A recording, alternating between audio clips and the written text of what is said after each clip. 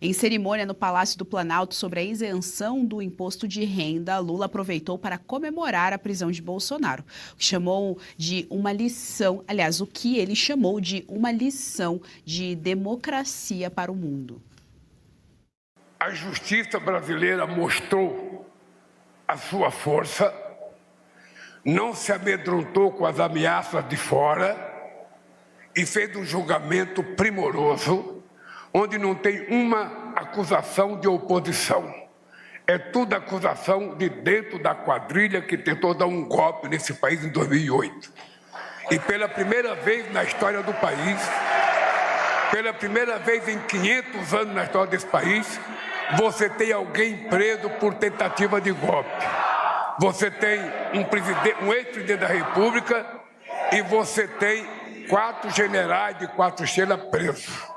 Portanto, eu estou feliz, não pela prisão de ninguém, estou feliz porque esse país demonstrou que está maduro para exercer a democracia na sua mais alta plenitude. Olha, Lula, quem tá maduro é os Estados Unidos, né? São os Estados Unidos aí bem de olho no seu amigo Maduro. Serrão, quero te ouvir então aqui a respeito dessa fala do presidente Lula ali comemorando, falando que não tem ninguém da oposição, que foi o próprio, ele chama ali, né, os próprios companheiros que entregaram ali a tentativa de golpe e tal. Vale relembrar aqui a nossa audiência, Mauro Cid tem várias versões da mesma delação premiada e é curioso ele falar isso, né, de que não há ninguém da oposição, quando na verdade o STF está lotado de gente da oposição. A primeira turma é composta somente pela oposição. Zanin, o ex-advogado, o próprio Alexandre de Moraes, que foi indicado pelo Temer, que era da chapa da Dilma, Flávio Dino, companheiro de longa data aí do presidente Lula, e agora aí prestes a entrar no STF, Jorge Messias.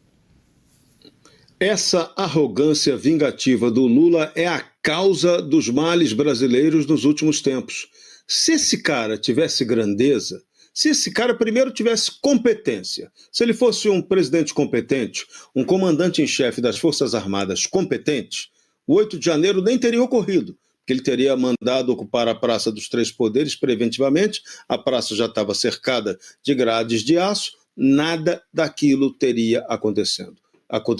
Lula, por que você não mandou a Força Armada tomar conta da Praça dos Três Poderes? Pergunta nunca respondida.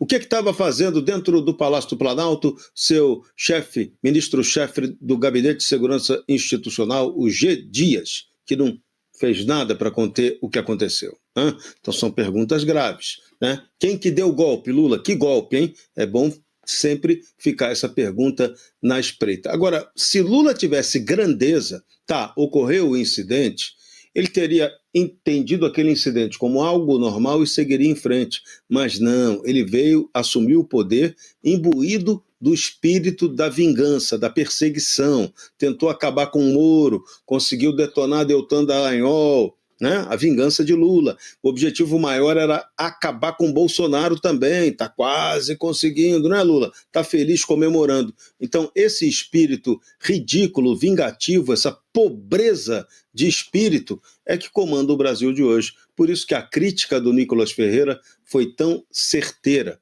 O problema brasileiro é moral. Como é que a gente pode deixar alguém como Lula presidindo o Brasil? É nota -13. Carol, quero pegar gancho justamente nesse ponto que o Serrão levantou aqui, fazendo esse link, portanto, com aquela primeira fala do Nicolas Ferreira, né, sobre essa crise moral do nosso país. A gente vê ali nas imagens que tem uma militância que vibra quando ele fala. A gente sabe que essa militância, de fato, ao longo dos anos diminuiu consideravelmente, mas ainda existem essas pessoas que têm realmente seus cérebros praticamente corroídos por essa ideologia da esquerda. Bom, Geise, a começar pelo evento, né? Que era um evento, uma festa para comemorar isenção de imposto de renda. É quase que uma festa para comemorar quando o caixa eletrônico te dá o seu próprio dinheiro, quando você vai sacar o seu dinheiro. Então já começa daí essas medidas populistas, crise moral do presidente Lula. E ele tem um trechinho desse discurso que ele fala, a gente sabe o que ele fez, né? Em referência ao Bolsonaro.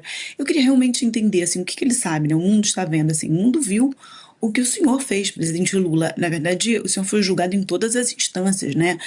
Foi julgado por Moro na primeira instância, foi julgado por depois 3 desembargadores, e ficou preso 580 dias. Lula hoje está solto, tem aquela fala super corajosa da ministra Eliana Calmon, que define isso daí.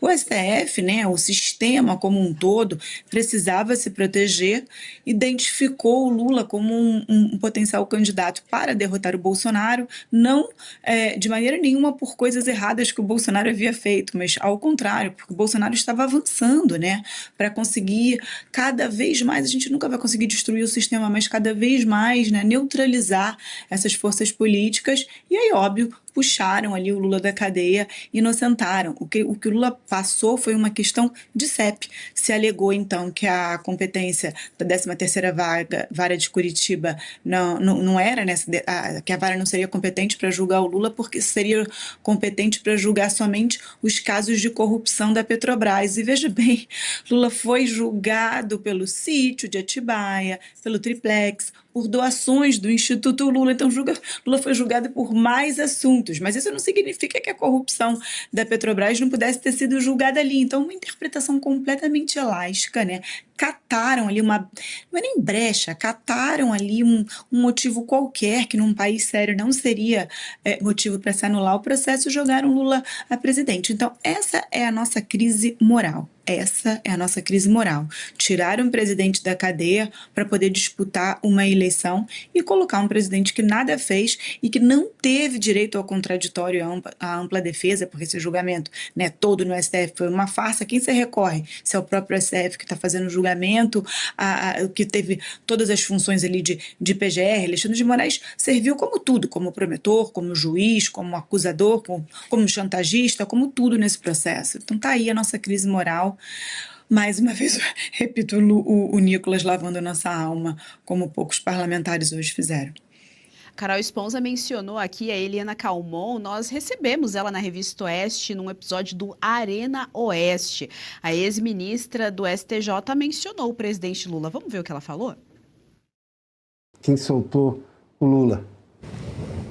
O Supremo Tribunal Federal, onde não posso dar esta culpa ao ministro Fachin. Eu não posso. O ministro Fachin não fez isso sozinho. E o ministro Fachin não deu aquele voto e levou lá e todo mundo... Não, aquilo tudo é combinado. Bolsonaro não pode mais ser presidente de forma alguma. Quem é que a gente vai botar? A esquerda não tinha mais ninguém. Todo mundo estava comprometido. O que é que faz? Faz uma enquete. O único que sobrou, Lula da Silva. Mas ele está condenado. Como é que faz? E a gente já julgou uma porção de coisa dele. Como é que faz? Desmoraliza a Lava Jato. Serrão, tá aí então a resposta, né? O Lula tá feliz, dizendo que não tem dedo da oposição, mas a resposta é categórica. Quem soltou foi o STF, mais ainda, o ministro Fachin não fez isso sozinho, nas palavras da ex-ministra Eliana Calmon. Da mesma forma como o ministro Alexandre de Moraes também não faz nada sozinho no Supremo Tribunal Federal. Ali é um órgão colegiado e a maioria ali trabalha em sintonia com o que interessa a eles e ao sistema de poder. Tanto que já estão hoje circulando informações de que os ministros Cássio Nunes Marques e André Mendonça já estão telefonando para os senadores para pedir votos a favor da aprovação de Jorge Messias para a vaga de Luiz Roberto Barroso no Supremo Tribunal Federal. Então, uma vez Supremo, sempre Supremo. Quem está ali atende colegiadamente. Quem está ali apenas faz um jogo de vez em quando de discordância. Mas, na verdade, todos concordam com tudo o que está acontecendo ali e com todas as decisões do Supremo Tribunal Federal.